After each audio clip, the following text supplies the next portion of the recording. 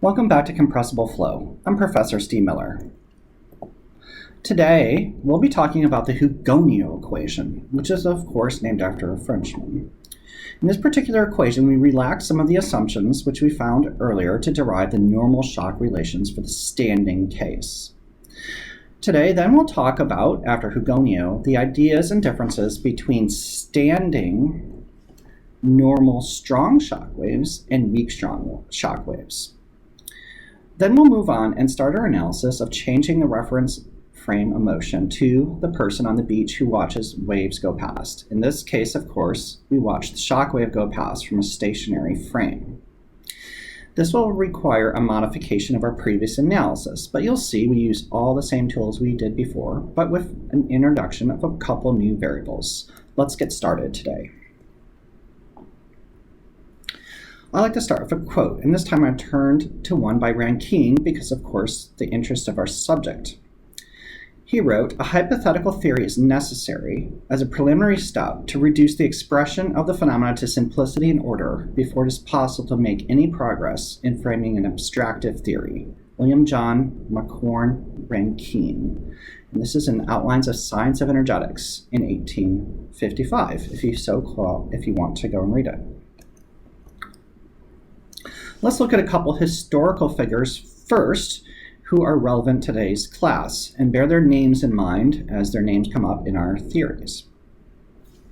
The first one is Pierre-Henri Hugoniot. He lived from 1851 to 1887, a short life, and he was a Frenchman. He was an inventor, mathematician, physicist who worked on fluid mechanics, and he became a professor in ballistics in the School of Artillery. In fact, he later became an artillery officer and captain, and he was, of course, like our own school, an assistant professor of mechanical engineering at the École Polytechnique. Indeed, he's relevant to this class because of the Rankine-Hugoniot equation and the propagation of movements in bodies, particularly in perfect gases, and he died at the age of 36. There's his particular photo, a very early photo, that is, of Hugoniot himself at the École Polytechnique. You'll see in this particular case, his last name is Curious, and it's interesting that under Louis XIV, there's the prosecution of the Hugoniots. It's an interesting heritage, and therefore he probably had a Protestant descent. Interestingly, the other character we're interested in today, across the channel, the English Channel, is William John Macquorn Rankine, who we just looked at his quote. And we look at his particular history today because of his relevance to the class. He was born in 1820 and lived through 1872. And so he did indeed live a little bit longer, but only to 52. And he was a civil engineering and physics, mathematics, and thermodynamics interest in many other ideas. He was a true polyglot. He was into music, singer, pianist, and cellist. And indeed, he was a professor of civil engineering at the University of Glasgow, which is, of course, there today. He was also involved in legal work and banking, and he reduced the phenomena, which we're interested in this class, of heat to a mathematical form. In fact, he was so well regarded, when Queen Victoria visited Scotland, he organized a large bonfire, which was situated on Arthur's Seat, constructed under the radiation air passages of fuel, using air, as fuel under passages. So this bonfire actually served as a beacon to initiate the chain of bonfires across Scotland when Queen Victoria came to visit. He was also a volunteer rifleman and founder of the naval architecture in Scotland. So he's a very prominent figure in the history of Scotland and a great thinker, who of course we call just the temperature Rankine today. It's not a degree Rankine, mind you, because it's an absolute scale. There's his picture on the right, which is rather imposing, and I would probably be a little bit intimidated to have him as a professor. Let's continue and look at specifically the Hugoniot equation and what, of course, Professor Hugoniot did. Now, we previously found relations involving Mach number and velocities for the shock wave problem, the standing normal shock wave problem. But we might also turn to a completely different approach and think of the shock wave phenomena in terms of thermodynamic quantities only. So from the importance of this class, you can see the Hugoniot equation will actually be more accurate because, of course, we don't have to make particular assumptions about the flow. And you'll see the power of this when we measure its error. So Returning the continuity equation, we'll still assume that we have a constant area differential element across the shock wave. We can eliminate area in the continuity equation, and we'll have 363, which is U2 equals U1 times rho 2 over rho 1. Unfortunately, you see I've made a typesetting error, and it really should be rho 2 U2 equals U1 rho 1. And so I don't believe I've written the continuity equation there. I've mixed up my density subscripts, excuse me. We can also have equation 364, which will be P1 equals rho 1 U1 squared equals P2 plus rho 2 over rho 1 U1 squared. This is nothing but the momentum equation which we derived earlier. Now let's solve for U1 from 364, the momentum equation. We'll have U1 squared is P2 minus P1 over rho 2 minus rho 1 all over rho 2 divided by rho 1. Now we seek a particular equation for U2. And in fact, here I've written 366 in its correct form as a correction. It is U1 equals U2 of rho 2 over rho 1. We can also find a similar formula from 365 in terms of U2. Instead of U1, we can just simply flip the subscripts, if you will. And we'll have U2 squared equals P2 minus P1 over rho 2 minus rho 1 all over rho 1 over rho 2. See that? Now we can introduce our energy equation. Remember, it's the static enthalpy plus the kinetic energy, which is balanced on the left-hand and right-hand side. And this is for a stationary shock, remember. Now we can indeed combine the energy equation and the relations for U1 squared and U2 squared, and we'll find this particular energy equation in 369. It will be E1 plus P1 over rho 1 plus half of the power from the U squared term of the momentum equation, which is P2 minus P1 divided by rho 2 minus rho 1 over rho 2 over rho 1, balanced by the right-hand side with, of course, just simply flipped subscripts for the states after the shock. Try that out yourself if it's confusing. You can then completely simplify this equation, which will yield E2 minus E1 goes as P1 plus P2 over 2 times the inverses of 1 over rho 1 minus 1 over rho 2. So the simplification from 369 to 370 takes a little bit of work, but you can find this particular form. You'll now see that if we look at the 1 over density terms, that's nothing but the specific volumes of the fluid. And so we might write 371, which is E2 minus E1, that's the change of the energy across the shock, goes as P1 plus P2 all over 2 times the differences of the specific volumes. This is what we call the Hugoniot equation. And you'll see what we've done is we've never used the gas law. We've never made any assumptions about, say, calcally perfect or thermally perfect, or even if there's chemical reactions or not. And so we've derived analytically this particular change of properties across the shock wave. Let's make some notes about this particular equation. One, of course, it relates the thermodynamic properties of across a shock. We've made no assumptions of the gas type, and so is thermically perfect gas, or no assumption at all. These equations should, of course, hold. A physical description, in our own words, of equation 371, the Hugoniot equation, might be a change in internal energy is mean pressure across the shock times the change in specific volume. It's rather easy to remember the Hugoniot equation by heart with a simple idea. And look at the equation itself. The change in internal energy, as the left-hand side is equal. The mean pressure across the shock, you see that's P1 plus P2 divided by 2. That's the static pressure in front of the shock, plus the static pressure after the shock, divided by 2, times the change in specific volumes. That's V1 minus V2. You might also view this as equilibrium thermodynamics, that any state change can be written as a function of two variables, which you might recall this little particular rule from your lectures in thermodynamics, which you've previously had. Let's now look at the so-called Hugoniot curve, which I've shown in figure 149 of the slide deck. You'll see the Hugoniot curve has a particular specific volume change on the x-axis and a particular pressure change on the y-axis, which of course corresponds to the two right-hand side terms on the equations. And we can go from state 1 to 2, which are labeled as points on a particular figure. We've drawn a few particular lines. First, we've drawn the isentropic curve across the particular process, and that goes as PV to the gamma, which will be equal to a constant. So if we made that isentropic constant, the isentropic assumption, we would not be able to go isentropically from 1 to 2 with a shock wave. The Hugoniot curve, of course, might correspond to shock wave compression, and indeed we go directly from 1 to 2, which would be, of course, the measured states. So this means that the isentropic assumption does have some built-in error, of course, because of the assumptions we've made in our mathematical modeling. Let's now look at trying to relate other thermodynamic variables of the particular Hugoniot equation. First, we'll seek the ratio of static thermodynamic pressure. Recall our previous equation where we had U1 squared is P2 minus P1 over rho 2 minus rho 1 times rho 2 over rho 1. This was, of course, derived from the momentum equation by solving for U1. We can now substitute in our specific volume for our densities and rearrange our equation. We'll write it as P2 minus P1 all over V2 minus V1, which is the slope of the Hugoniot curve. If you look at figure 149, see the slope? Change of pressures over change of specific volumes.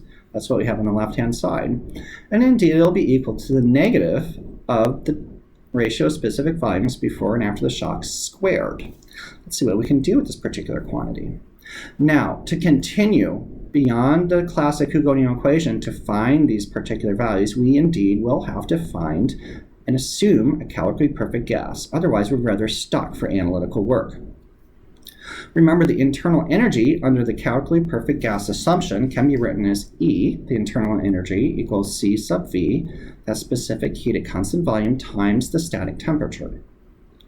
Temperature, likewise, can be written as T equals PV over R, which is a very familiar gas law for calculically perfect gas.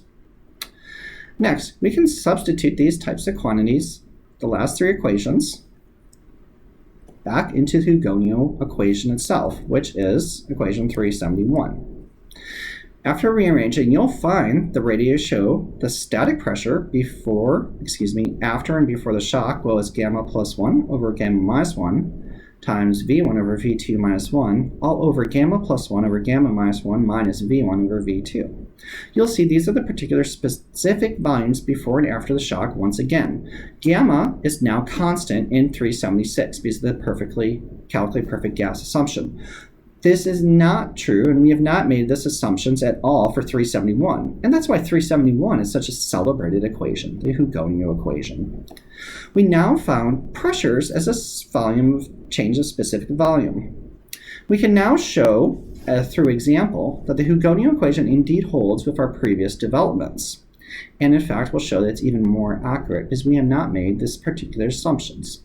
Now let's recall from our previous example in this class where we found the following relations for a standing normal shock with incoming Mach number m sub 1, that's the Mach number in front of the standing normal shock, of 3. On the left-hand side, you will have m1 equals 3, that's the incoming Mach number. We'll then have P1, T1, U1, and rho 1, which we defined as a half atmosphere, 200 Kelvin, 850.4 meters per second, and a density in front of the shock of 0.8798 kilograms per meter cubed.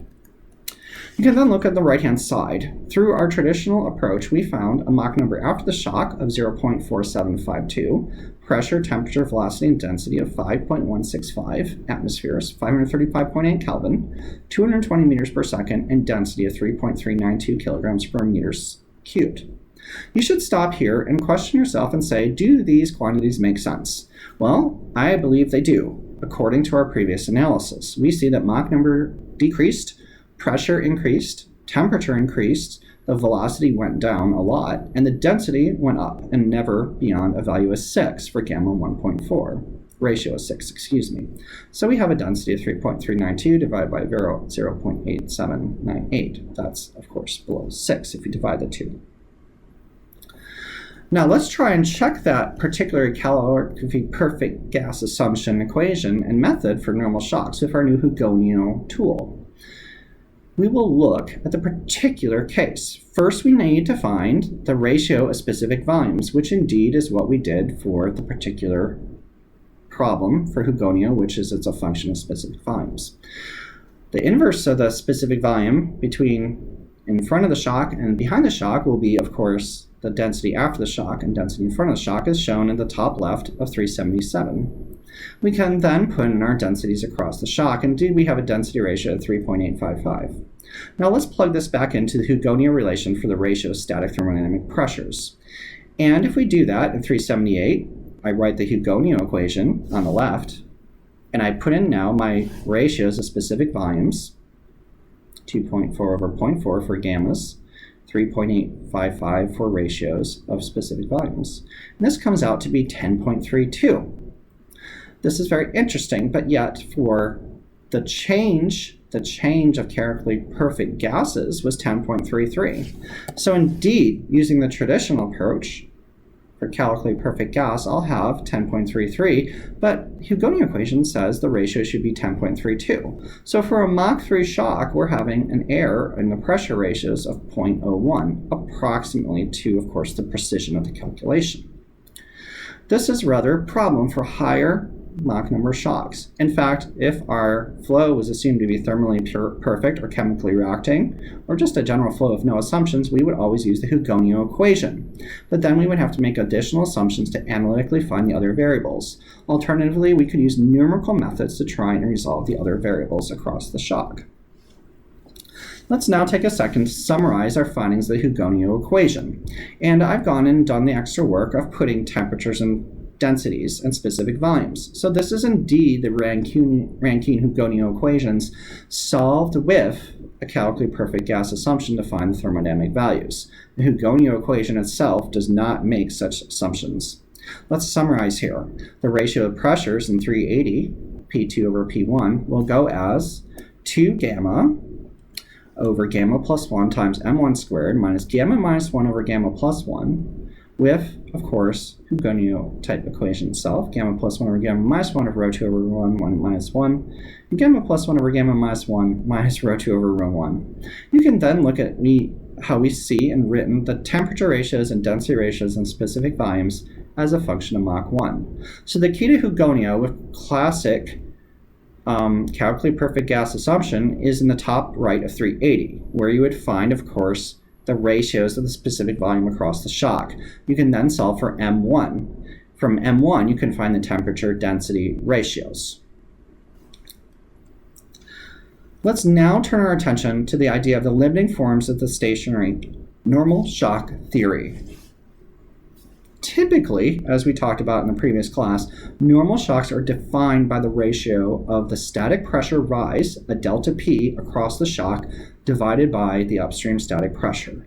That would be a delta P, that's P2 minus 1 over P1. Let's try and write this out and derive this as a function of M1 so we can understand the strength of shocks when someone says there's a particular shock strength written in pressures.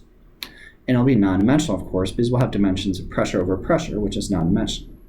We can write P2 over P1 goes as 2 gamma m1 squared over gamma plus 1 minus gamma minus 1 over gamma plus 1 from our previous relations for the static pressure change across a standing normal shock. We can then rewrite it in our new way of talking about the pressure ratios across the shock. That's P2 minus P1 over P1 will go as 2 gamma over gamma plus 1 times m1 squared minus 1. You'll see in this particular equation, gamma will be constant, m1 varies, always greater than 1 or equal to 1, and P2 minus P1 will always be positive, and P1, of course, is always positive because they're static pressures. We never use gauge pressures. Now, please be careful, because this is very different than the ideas of strong shocks and weak shocks division, which we'll talk about in our upcoming module on oblique shock waves. So be careful when you talk about strong and weak shocks, especially when you're talking about normal stationary shocks compared to oblique shock waves. So a caveat. Now let's consider again what happens to M1 as it approaches infinity with these particular equations which we just developed. Remember, M2 will still go as to gamma minus 1 over 2 gamma, which is about 0.38 with some decimals for a particular gamma. The temperature and pressure ratios will go to infinity. Once again, the density ratios will go to gamma plus 1 over gamma minus 1, and we can take the limit of the total pressure, which goes as the entropy in 388, and of course, it goes as a function of gammas and m Mach numbers. Now, remember, This is for calorie perfect gas with ideal gas assumption.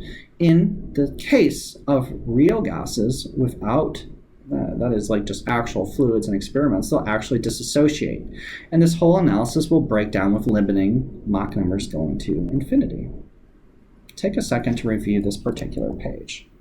Let's now look at the idea of weak shocks. Remember, like the other cases that we let go to infinity, it becomes strong. But if the Mach number, m1, in front of the shock becomes smaller and smaller, then the shock wave is considered weak, according to the entropy loss formulation, which we showed in previous classes.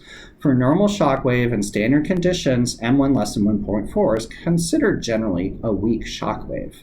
And now let's do some analysis.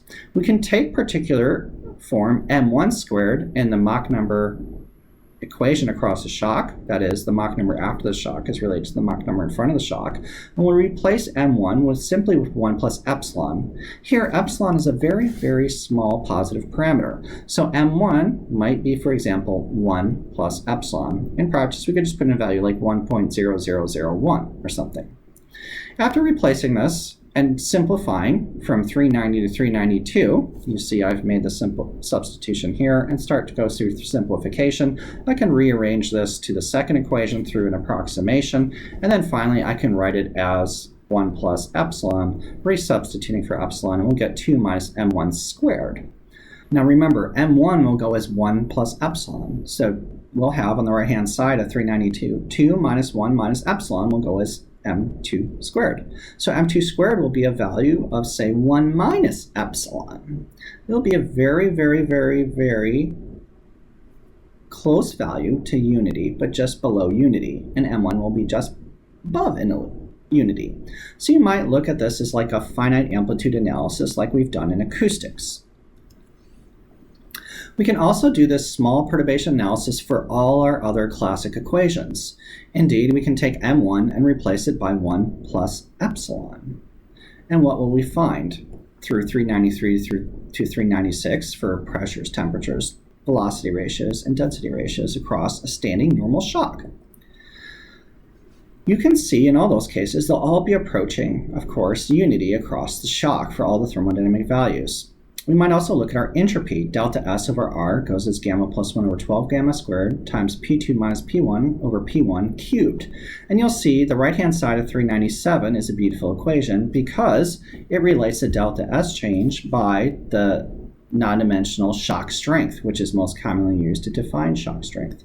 That would be a delta P over P1, just like we had and defined in equation 383. Now let's return to the Hugoniot equation. The Hugoniot equation, remember in words, states what? If you don't remember, go back and look at the slide. It's something you should remember by heart in your exams, just like you would remember the laws of thermodynamics. It's a delta P over P, goes as gamma delta rho over rho, rewritten in terms of our shock strength. Now notice that this equation does not involve temperature, as you recall from the Hugoniot equation. Let's replace it for very, very weak shocks. Remember, m1 goes as 1 plus epsilon. What happens to delta P in this case? Now, I'll let you think about that particular situation, and we're going to move along to moving normal shock waves. Previously, we looked at standing normal shock waves. In the standing normal shock wave case, remember, our frame of reference is standing on the particular wave. In this particular case, we're standing alongside of the wave and watching it propagate, say, from left to right or right to left. The shock wave's moving over us as a stationary observer. Perhaps in my left and right hand, I'm holding two particular probes, and the shock waves move through those probes. So in the particular figure 150, the schematic of the stationary normal shock, I am stationary with respect to the shock, and the flow moves from left to right, and I'm measuring the states of the gas at 1 and 2. So of course, there's a flow to the right of the shock and left of the shock. It's stationary relative to the fixed framework of the shock wave, and the flow is moving by me. Let's consider now the opposite case, which of course is we call the moving normal shock wave. Here's our new way of looking at the problem in a new reference frame. In figure 151 of the slide deck, I show a schematic of the moving normal shock wave. This induces a new variable, U sub p, which induces the velocity of the fluid behind the shock. This is something we would observe experimentally and we'll have to analyze. Here we introduce a new variable again, which is w, which is the velocity of the wave. Let's understand that in terms of the figure. So here we have the x-axis, which is fixed to the lab or perhaps ground if we're outside. And we see the wave, and the wave moves past us. It's here and gone again, just like watching a train go by. The wave has a velocity w, and certainly that wave speed w is equal to or greater than the local speed of sound in front of the wave. In front of the wave, the velocity of the fluid is 0. As the wave moves past us, it induces a velocity in the direction of the shock. We call that velocity u sub p. So if I am standing here in a quiescent environment where the velocity is 0 and a shock wave goes by me, perhaps to my back, then I'll feel a breeze into my face, which is of course the velocity u sub p. There's a so-called mass motion induced by the moving shock wave. Take a few seconds and consider this reference frame and why it has to be true relative to the stationary shock problem. This is very physically intuitive. Now let's make some notes on the particular moving normal shock problem to really solidify the facts of the situation.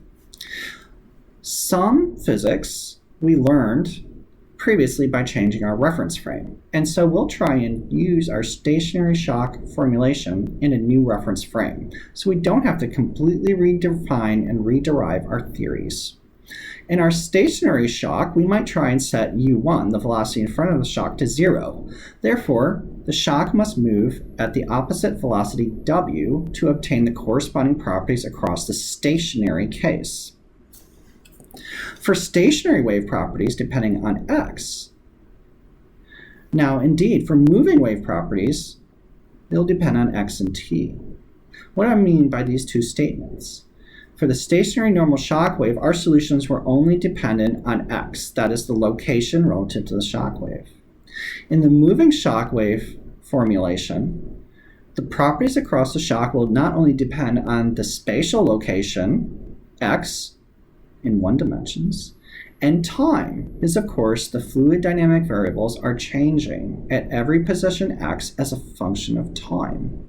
So we have two independent particular variables in this case, which are x and t. That's the space and time. Now let's reduce and introduce our new relation between u1 and w. Remember, w is the speed of the shock and u1 is the velocity of the shock in, of course, this normal stationary reference frame. So we can write the magnitude of u1 equals w for the particular case. Here, w is the velocity of the shock wave. Let's start analyzing the problem. Our goal is to mathematically find the field variables across the moving normal shock wave.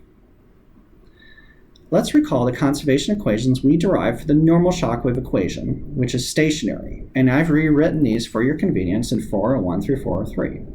Conservation of mass is ρ1 u1 equals ρ2 u2. Momentum is p1 plus ρ1 u1 squared equals p2 ρ2 u2 squared. And energy is h1 plus u1 squared over 2 equals h2 plus u2 over squared. I'm sure that these are becoming very familiar to you throughout this particular course. Now, these are written in a general way. It's just a particular derivation from a differential element where there's perhaps one-dimensional flow. But we've made no particular real assumption about these not being used for a moving shock wave problem, even though we've gotten rid of the time derivatives. Let's try and use these equations and modify them for the normal shock problem now. Now remember, previously u1 and u2 indeed are relative velocities before and after the shock wave. But the shock wave is now moving. So u1 and u2 must remain relative to the particular shock wave in our formulation. So we have to do some kind of change to the equations to match the condition shown in the third bullet point. Let's let w be the velocity of the gas ahead of the shock wave relative to the wave, because the shock wave is moving at w into a quiescent medium. Then therefore, if the shock wave induces a velocity u sub p in the direction of the shock behind the shock wave, then that velocity of the gas behind the shock wave must be w minus up. You can draw this out for yourself to understand this particular change of these two variables relative to the original u1 and u2. Now let's substitute for u1 and u2, w and w minus up respectively in equations 401 to 403 right here. You'll find then equations 404 to 406. Indeed, you'll have rho 1 w equals rho 2 of w minus up for continuity. In momentum, you'll have p1 plus rho 1 w squared equals p2 plus rho 2 w minus up squared. And finally, for energy, which is always a little bit simpler than momentum apparently, we'll have the static enthalpy plus w squared over 2 equals, balanced by the energy after the shock of h2 plus w minus up squared over 2. So you'll see now our governing equations, instead of u1 and u2, are written for the moving shock problem with a particular velocity w. That is, the velocity of the shock is w, and up is the induced velocity. Remember, subscript 1 and 2 is the states before and after the shock. We seek to solve this problem in a similar way that we've done before, except you see it may not be so convenient to put it in terms of m1. Let's now try and solve this equations. Can you think of a strategy to do that? Well, let's rewrite our continuity equation. Equation 404 as w minus up, which is equal to w of rho 1 over rho 2. Or we can write that as w as the difference of w minus up over rho 2 over rho 1. We can then substitute this form of the continuity equation of 408 into the momentum equation 405 of the slide deck. And we'll have p1 plus rho 1 w plus p2 plus rho 2 w squared, that's rho 1 squared, times the quantity rho 1 over rho 2 squared. And we'll have 409, which is a continuity momentum equation. This should be very familiar to you and is almost exactly what we've done before to solve the original normal shock equations. We can now rearrange this particular continuity momentum equation into a combination and solve, for P, the static pressure. We'll have, again, the difference of static pressure goes as rho 1 w squared times the quantity 1 minus rho 1. Then we can try and solve for w from 410. You'll see that we have w squared goes as the difference of pressures over density times 1 minus the ratios of density, rho 1 over rho 2, that is. Let's try and simplify this into a form that's easier for calculations. And indeed, we find w squared, the square of the speed of the shock, will be equal to p2 minus p1 over rho 2 minus rho 1 all over rho 2 over rho 1. This is starting to look rather familiar, and you'll see that we're finding an interesting form for the ratios of pressure and density with w only. Now let's try and resubstitute this form of w squared with the continuity equation, which we found all the way back for slide 491, which is 408. You'll then find equation 413, which we've simplified in this particular case. If we see both sides have a common factor of rho 1 over rho 2 squared, or rho 1 over rho 2. Let's divide both sides by rho 1 divided by rho 2 squared to try and simplify the equation. And you'll find 414, which is w minus up squared, goes as the difference of pressures, times the inverse ratio of densities across the shock. We'll have obtained an equation that relates the differences in up and w, which is dependent on density and pressure. Once again, differences of density and pressure. Look at that carefully. So we're very nearly there. Now we can combine this particular equation with the energy equation, which we have not used yet, and you'll find this very large equation 415. If we go through and simplify it, we can find equations 416 or 417. And these should look very familiar to you, and you can see why I waited to introduce the Hugoniot equation to the moving shock part of the class. Indeed, we find differences of energies goes as the average pressures times the differences of the specific volumes. E2 minus E1 goes as P1 plus P2 over 2 times V1 minus V2. So once again, we've rederived our Hugoniot equation on our way to if the moving shock problem. And you can see here that the thermodynamic properties are again independent of the frame of reference. So the thermodynamic values should not be dependent on if the case is moving or not moving, that is the shock wave, because it's independent of the frame of reference. But we still haven't found our equations which we need to use and solve for the particular problem.